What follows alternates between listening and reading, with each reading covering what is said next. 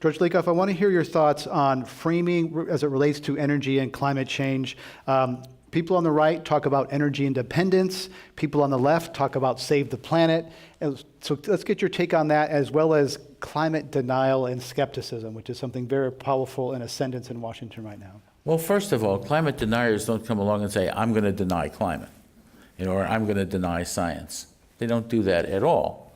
What happens is that if they have a worldview which doesn't allow that in, so a strict father worldview will have corporations, who are employers above other people, and that means they can do what they want.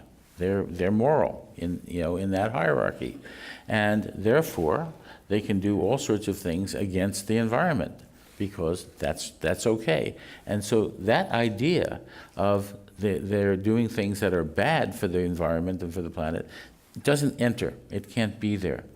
Now, a whole lot of people who are progressives and Democrats have another form of denial and of science denial. But they don't recognize it. It has to do with the way they reason. There's a view of reason that goes back to Descartes in 1650. It says that thought is logic.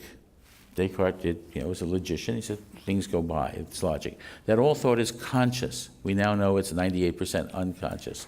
Thought isn't logic. It has to do with framing, metaphors, and other kinds of mental structures. And what happens is there are a lot of people who accept that. And if you believe that everybody has the same notion of thought and that it's logic, it will follow that if you just tell people the facts, they'll all reason to the right conclusion. Now, we know that that keeps being false.